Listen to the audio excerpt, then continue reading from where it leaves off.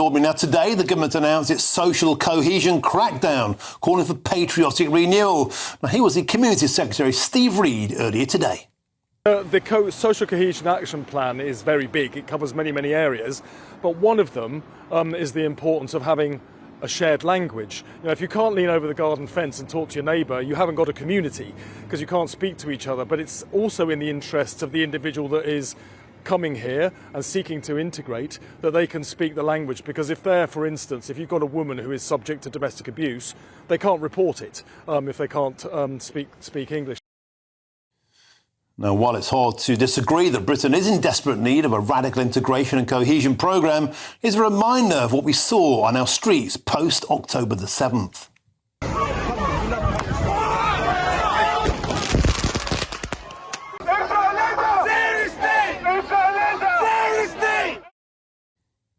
Choose love. And here's a reminder of what we've seen since the war in Iran.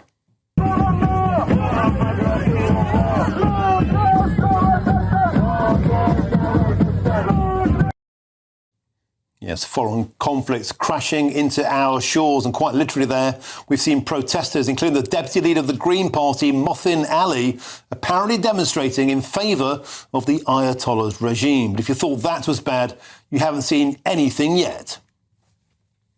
Because this Sunday we'll see the annual Al-Quds March on the streets of London, a march that began during the Islamic Revolution of 1979, which often honours the regime in Tehran.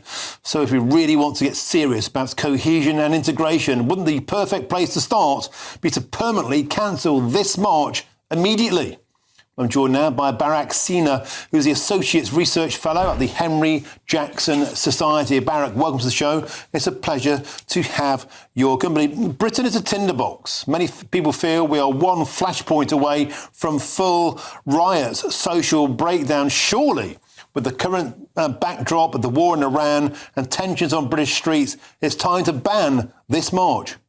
We're living in a time of what feels like pretty significant social change, and it makes us question things that we've even taken for granted for decades. And one of those at the moment that people are wondering about is actually money.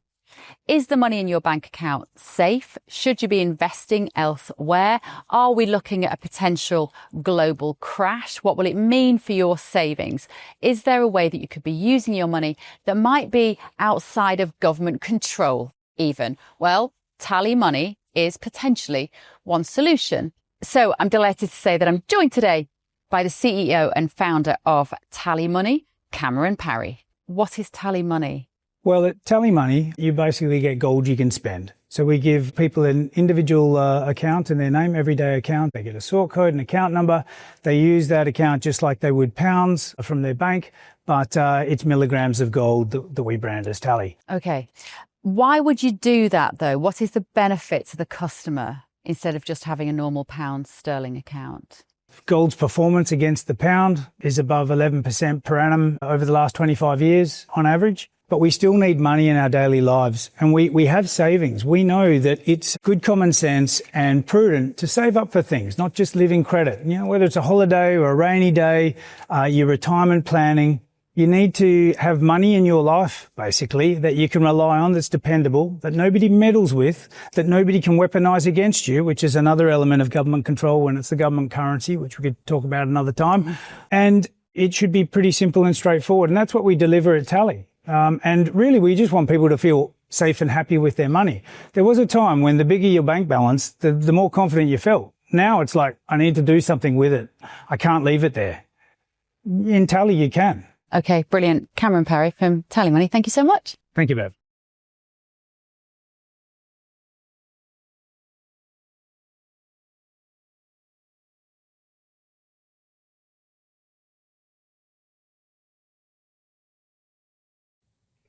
Please do bear in mind that successive Home Secretaries have legalized, legitimized these hate marches in which prescribed organizations such as Hamas or Hezbollah, these are prescribed terrorist organizations, and yet their flags are being waved at these demonstrations.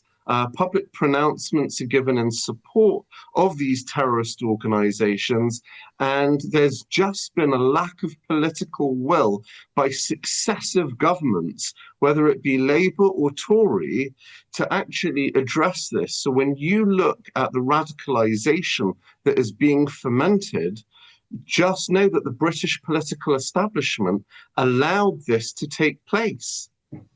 Yeah, and Barrack, I've been on these marches myself during lockdown, subsequently the pro-Gaza marches, and there's been a consistent theme to me, and that is the police have literally taken the knee to Black Lives Matter. The police raised their batons to patriots in the aftermath of that. On the pro-Gaza marches, I myself was egged. I was begging with police to take down the projector putting From the River to the Sea onto Big Ben. The police couldn't care less as people scrambled over our war memorials. And that's the point. We've got two-tiered policing.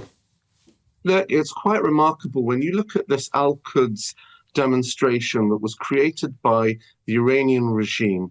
You see a convergence of support for the Iranian regime and support for the Palestinians, completely overlooking the massacre of October the 7th.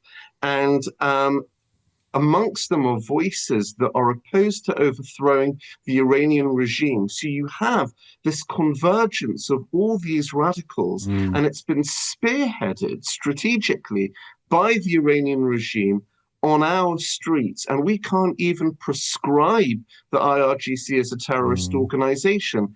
And as you say, the police are bending the knee.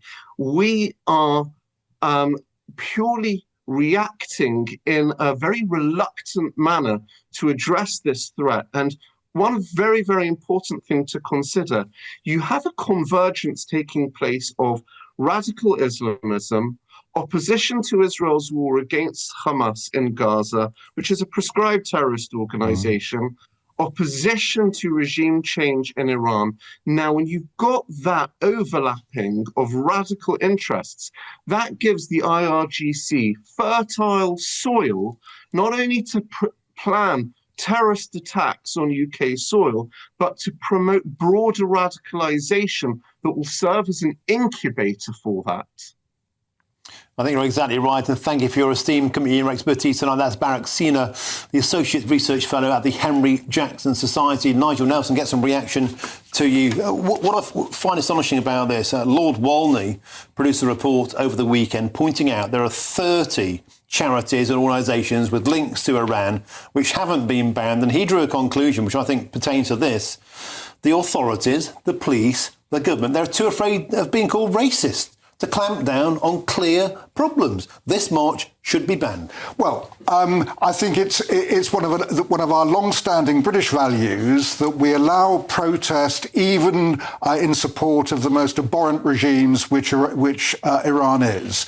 The police could ban this march, but what they would need to have and what they should have is intelligence that it would be disrupted. Then they go to the Home Secretary and get an order to ban it. Until you've got that, free speech surely must prevail. And when you talk about Hamas and Hezbollah, anybody on that march who is openly supporting Hamas or Hezbollah, both prescribed organisations, will be and should be arrested. I don't believe it, because it's happened before. We've seen people screaming, "Gas the Jews, death to the Jews." We've seen grotesque anti-Semitism since October the 7th, all that time ago. No one was really ever clamped down on. It was the patriots that felt the baton. I've been on them. Old Bill steaming into the white working class lads, and they soft soap all this lot, and that's what emboldens them, and that's why there could be even more trouble this weekend. That's why this should get the boot. Well, I think you'll find it'll be pretty heavily policed. I mean, bear in mind, back in 2017, someone tried to drive a lorry into this march,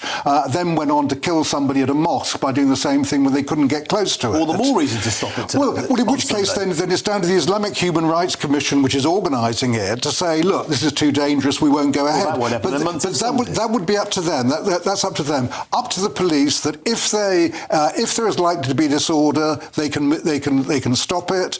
If there isn't, it should go ahead. Yes, it should be heavily policed, and any of the events that you're talking about, they should clamp down on. There's a common theme here. The police are too afraid of being called racist to ban this march. They're too afraid of being called racist to ban the pro-Gaza marchers. They're too afraid of being called racist to investigate the rape gang scandal. They're too afraid of being called racist to do the proper job with Valdo Calacane. Time and time again, we're paralysed by this ridiculous fear of being called racist to actually do the right thing by the British public to keep them safe. I think you're mixing a lot of things together there. But to keep on this particular march, if there is a threat to public safety, then of course it should be banned. That is a matter for the police to determine. And if they do determine that, they go to the Home Secretary and get the ban. Do you think it's a bit hypocritical, though, I have to say on this point, that Labour MPs are calling these marchers hate marchers? They were screaming murder when Priti Patel and Suella Braverman were calling the pro-Gaza marchers hate marchers. How come they suddenly agree? Well, I mean, for starters, I don't agree with the Labour MPs who are saying that, because I think free speech should prevail unless there is a serious risk of violence. And that's something you believe in. I do, but I also believe in keeping violence away from British streets. And I guarantee you that the pro-Iranian freedom, the Iranian people that want to go back to their country, they will turn up mob-handed. There's going to be a flashpoint, and the police have got their work cut out for them. Surely sometimes it's safest just to say, do you know what, stay at home today, lads. Thank you, Nigel Nelson. I'm going to write a reply now because Mohsin Ali, of course, the deputy leader of the Green Party, he's clarified his position as proudly anti-war, and he denied supporting the Iranian regime. In a post on X, he said, I'm proudly anti-war, and to be anti-war, that means looking to explore all possible diplomatic solutions. The US and Israel took a unilateral decision in the midst of negotiations to kill the Iranian leader and opted for war. This is deplorable.